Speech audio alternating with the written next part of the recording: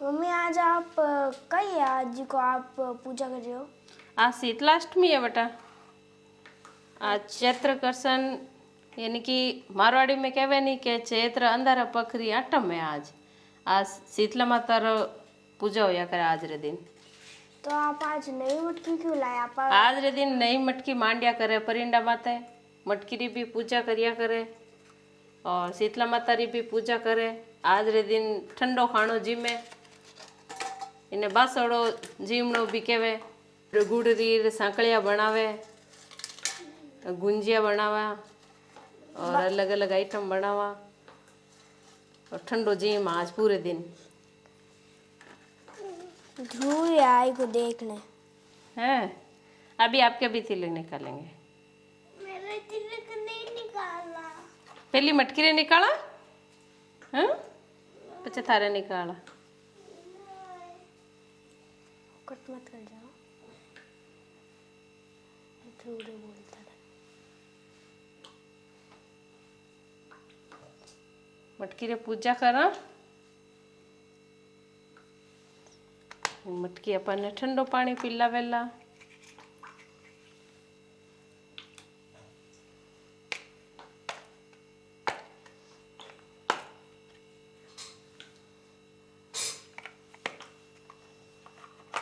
मस्त नई नई मटकी लिया है आप तो। हाँ मस्त नई नई मटकी लाया। हाँ और वे बड़ा बड़ा चौक में पेड़ पौधा भी है। हाँ पौधा भी लाया। हाँ बादाम रो पेड़ पौधो लाया नहीं बेटा, वो अपने मकान रे आगे लगावा। हाँ क्या हुआ? तेरे तिलक निकालना है? क्यों निकालना था तिलक? ले तेरे निकालो इधर आ। ओ शीतला माता बाजू टबरियन ठंडो झूलो देचो।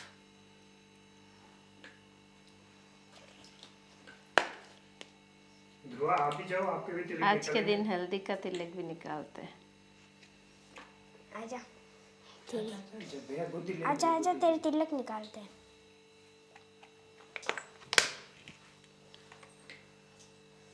आजा मम्मी आपके भी निकालूं? ध्रुव आओ। चलो चलो तिलक तिलक। ये देख मटकी जैसा। हाथ जोड़ो शीतला माता ने हाथ जोड़ो। माता जी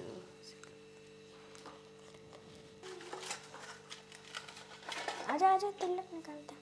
मम्मी ले बारपन थोड़ी पूजा करना।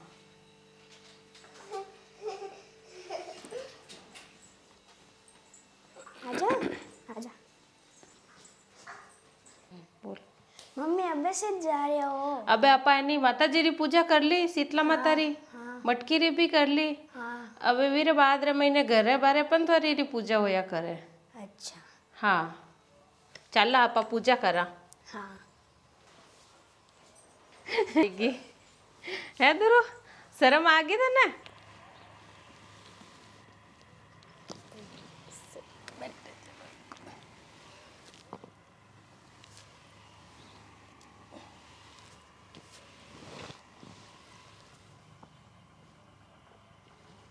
भी करना थोड़ा मन भी बात। आप नहीं करनी है? आप ही पूजा करो करो।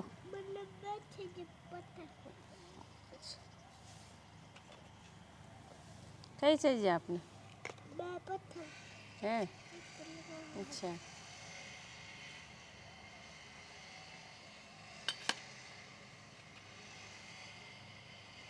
आ ठंडी राब दही और करवो चावल और दही। आज रे दिन शीतलाष्टमी रे वो आटा रो दीपक बनावे। अच्छा और जड़ावे कोनी यूज माता जी ने चढ़ा देवे। क्यों? आज ठंडा है नी ए वास्ते।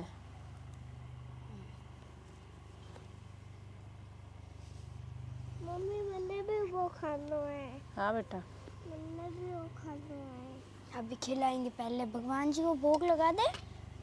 और क्या है मम्मी? और हाँ बेटा। और अच्छा ये हाँ अंदर पड़ा है। कहीं खाई तू? मैं हाँ मैं थारे घर नहीं बनाया। तो तिलक निकलो आई मार कनो मम्मी हेलीकॉप्टर उतरा ऊपर। है हेलीकॉप्टर आयो? हाँ। अच्छा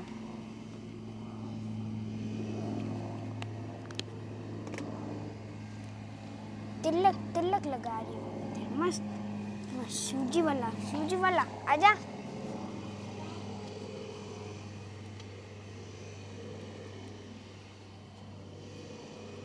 मम्मी मम्मी आप तो विन नहीं है वो गोबरू की नहीं पूजा करो विन।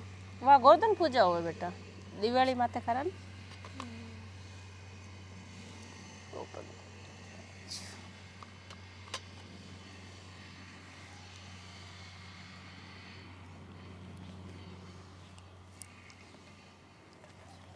तो पूरा घर में छाट भरतो आदे सर में लगाणो आंखें मत लगाणो माता जी ठंडो झोलो देवे ले अपन पूरा घर में छाट बरता दीजिए ठीक है। खेत बाया करे गांव इसके में लिए तो तिलक निकालना पड़ेगा। अच्छा रेत कोनी है कंकड़ है बाकी तो रेत महीने थोड़ा बाजरी मूंग और सब डाल हाँ। खेत बावे और फिर पानी डालन बरसात भी करावे। इरवी आ मान्यता है कि छोको जमानो होई। मम्मी आप गहूँ हाथ में क्यों लिया? गंवार आकर लिया करे हाथ में एक ही अपन महीने एण माते कुकुरी टिक्की लगा लिया करे जड़ते अपा कहानी सुना नहीं जड़ते हाथ में रखा करे आका लपसी तपसी री कहानी सुनावे जन आका छोड़ दिया करे। क्यों? बस मान्यता है ठीक है। अब मैं थाने बताऊँ शीतला सप्तमी क्यों मनावे सर ठीक है।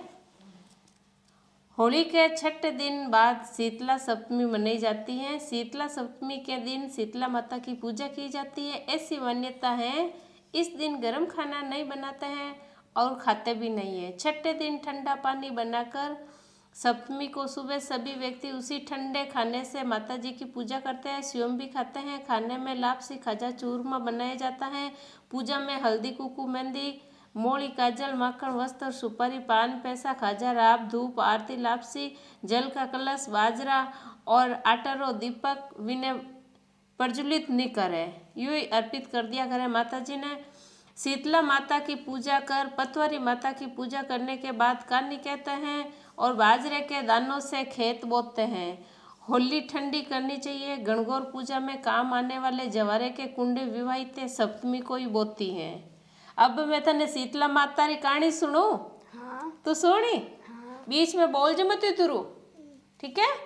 शीतला माता री मैं कहानी सुनो।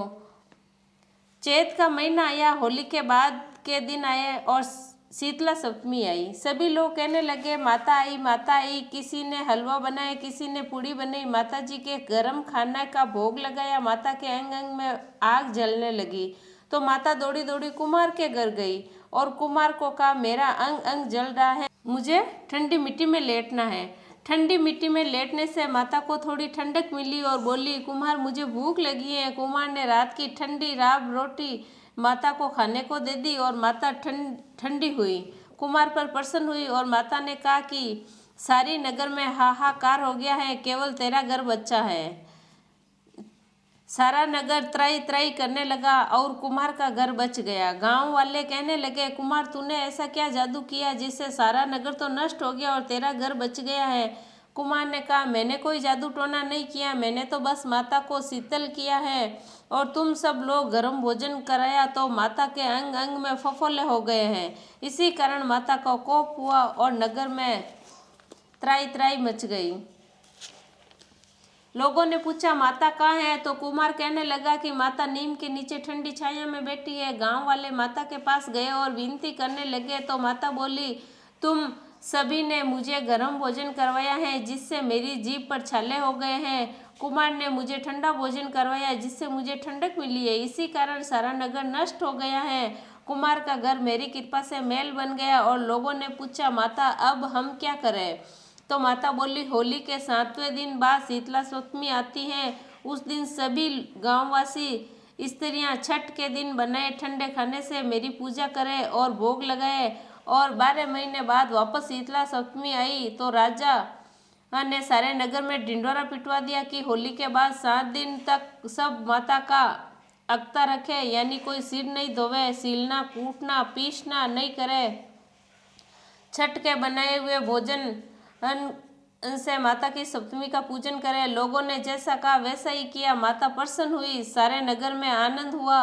हे शीतला माता, जैसे सारे नगर वासियों को क्षमा किया, उन पर प्रसन्न हुई, वैसे ही सभी पर प्रसन्न रहना, भूल चूक माफ करना। बोले शीतला माता की जय। जिका छठ रे दिन रात में खानो बनावे, जिका तो सातमरो ठंडो जीम्या करे, बासड़ो खानो जीमे, और जिको सातमरो बनावे वो आठमरो पूजा कर और खानो जीम्या करे, पूरे दिन ठंडो खानो ही जीम्या करे। अब तन समझ में आएगी शीतलाष्टमी क्यों मनावे? हाँ मम्मी वो कागल मेलो क्यों होवे? वो जोधपुर में है, शीतला माता रो मंदिर है वटे। विन एरिया नाम ही वटी ने कागा रोड़ी कहवे, वटी ने भाखरा महीने माता जी रो मंदिर है, बहुत बढ़िया। वटे पूजा होया करे और आज रे दिन सब लोग नाचता कूदता जावे, माता जी रो पूजा करे और गीत गावे और सब ठंडो चढ़ावे। पहली माता जी ने चढ़ावे और पछे खुद जिमे, और मेलो भी भरी जा करे जोधपुर में बहुत बड़ो।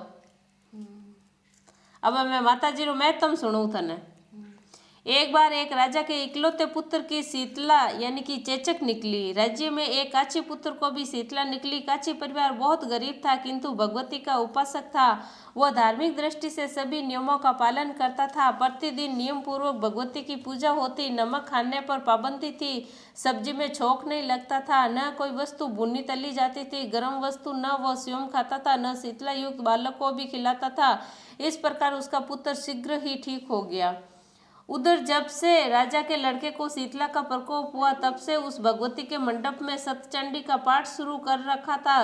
रोज हवन और बलिदान होते थे। राजपुरोहित भी सदा भगवती के पूजन का निमग्न कर रहते थे। राजमहल में रोज कढ़ाई चढ़ती और विविध प्रकार के गर्म स्वादिष्ट भोजन बनते थे, और इसका परिणाम यह होता था कि लजीज भोजन की गंध से राजकुमार का मन मचल उठता और वो भोजन के लिए जिद करता। एक तो राजपुत्र, दूसरा इकलौता, इस कारण उसकी अनुचित जिद भी पूरी कर दी जाती थी। इस पर शीतला माता का कोप घटने की बजाय बढ़ने लगा। शीतला के साथ साथ उसके बड़े बड़े फोड़े भी निकलने लगे, जिनमें खुजली और जलन बहुत अधिक होने लगी। शीतला की शांति के लिए राजा जितने भी उपाय करता वह सब व्यर्थ हो जाते।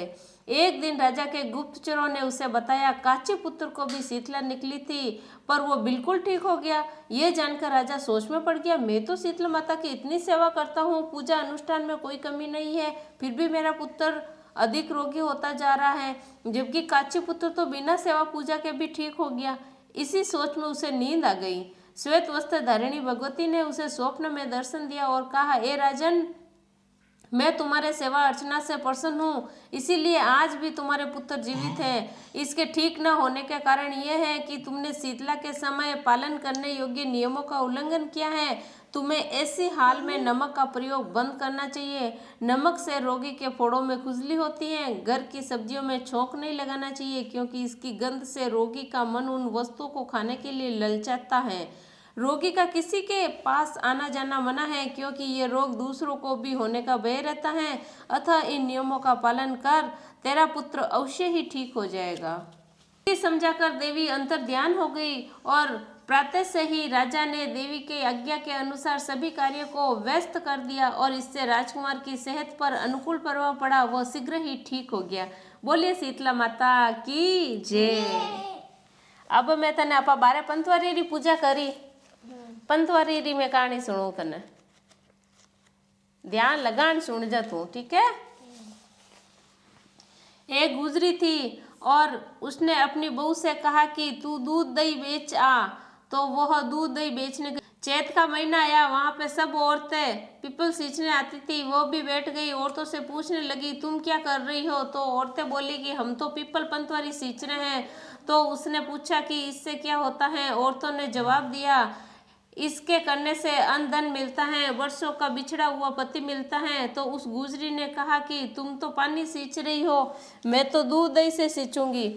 और बेचने के दूध दही से पंथवरी सींचती रही और सासू रोज कहती थी कि तू दूध दही बेच के पैसे ला कर दे। तो उसने जब कहा कि वो कार्तिक और चैत का महीना पूरा हो जाएगा तब ला दूंगी।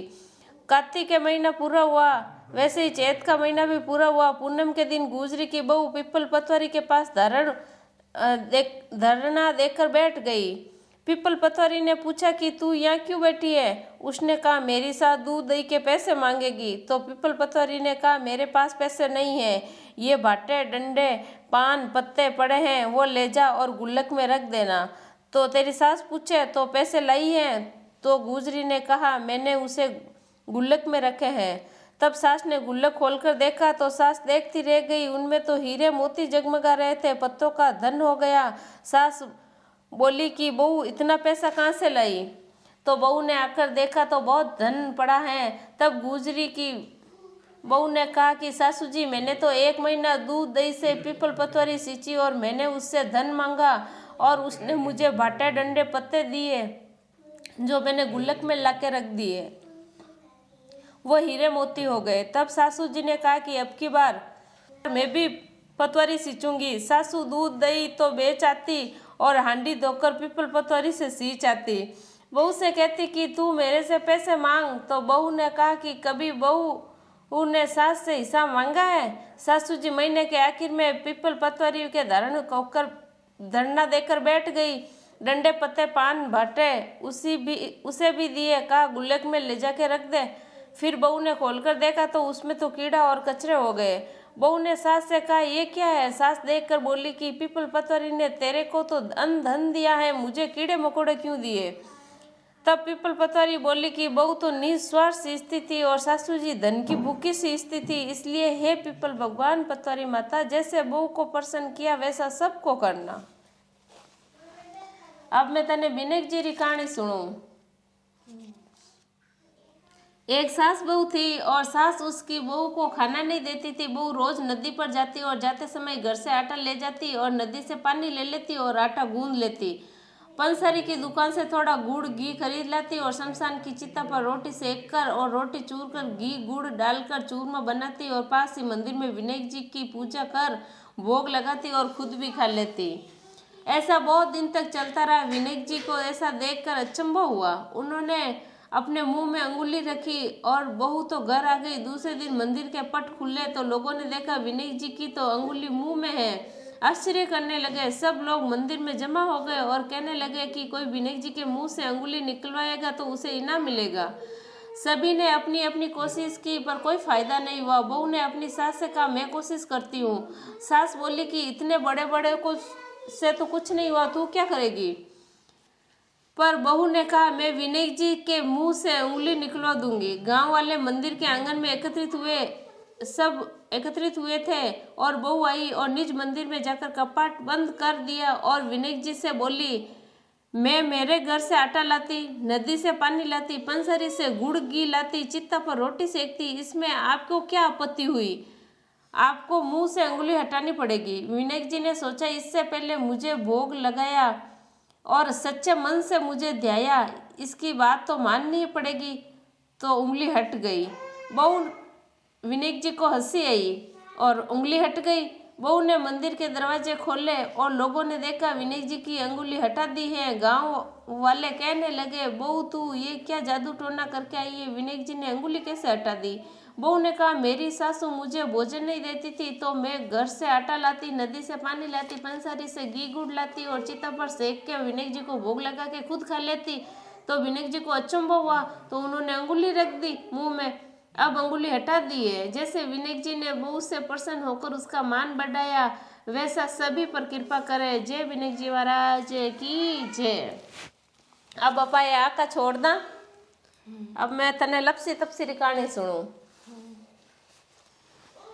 एक लपसी और एक तपसी, और तपसी तो भगवान की तपस्या करता, लपसी 1.25 सेर की लापसी बनाकर भगवान का भोग लगा लेता और जीम लेता। एक दिन दोनों लड़ने लगे कि लपसी बोला कि मैं बड़ा, तपसी बोला मैं बड़ा। इतने में नारद जी ही आए और पूछा कि तुम क्यों लड़ रहे हो? तो लपसी ने कहा मैं बड़ा हूँ। तपसी ने कहा मैं बड़ा हूँ। तपसी बोला मैं सारे दिन भगवान की पूजा करता हूँ। नारद जी बोले कि मैं तुम्हारा फैसला कर दूंगा। दूसरे दिन तपसी नहाकर आने लगा। नारद जी ने 1.25 करोड़ की अंगूठी उसके आगे फेंक दी। उसने आँख खोलकर देखा तो 1.25 करोड़ की अंगूठी पड़ी थी। तो तपसी ने अंगूठी उठाकर गोद के नीचे दबा दी और तपस्या करने लगा। और लपसी सुबह उठकर नहाकर 1.25 सेर लापसी बनाकर भगवान का भोग लगाकर जीवने लगा। इतने में नारद जी आए। तब दोनों ने पूछा कि कौन बड़ा है? फिर तपसी ने कहा कि मैं बड़ा। नारद जी बोले तू घोड़ा उठा। घोड़ा उठाए तो 1.25 करोड़ की अंगूठी निकली। तब नारद जी बोले कि ये अंगूठी तो तूने चुरी है, इसलिए तेरी तपस्या भंग हुई, इसीलिए लपसी बड़ा है। तपसी बोला कि महाराज मेरी तपस्या का फल कैसे मिलेगा? नारद जी बोले कि रोटी बनाकर बाटियां नहीं बनेगा तो फल तुझे होगा। ब्राह्मण को जिमा की दक्षिणा नहीं देगा तो फल तुझे होगा। साड़ी देके ब्लाउज नहीं देगा तो फल तुझे होगा। दिया से दिया जलाएगा तो फल तुझे होगा। फिर नारद जी बोले कि सब कहानी कहकर तेरी कहानी नहीं कहेंगे तो फल तुझे होगा। तब से लपसी तपसी की कहानी कही जाती है। अब तने समझ में आया लपसी तपसी की कहानी क्यों सुनावे सबू लास्ट में? आई गया? क्यों सुनावे? अब सुना देनी पूरी, समझ में नहीं आई थारे? समझ में तो आएगी पर लास्ट में क्यों सुनावे इन्हें? आ लास्ट में ईर वास्ते सुनाया करे कहानी रो फल नहीं मिले। अगर अपा लपसी तपसी री लास्ट में कहानी नहीं सुनावानी तो अपनी इन कहानी रो फल लपसी तपसी ने मिल जावे। किने? तपसी ने। क्यों? तपसी लालची हो, लपसी तो आपरे सही नियम रे अनुसार चालतो ई वास्ते। हाँ भूख लगे। भूख लगे? अब बार खाना खिलावा आपने? पहली खाओ। पहले खाई? क्यों?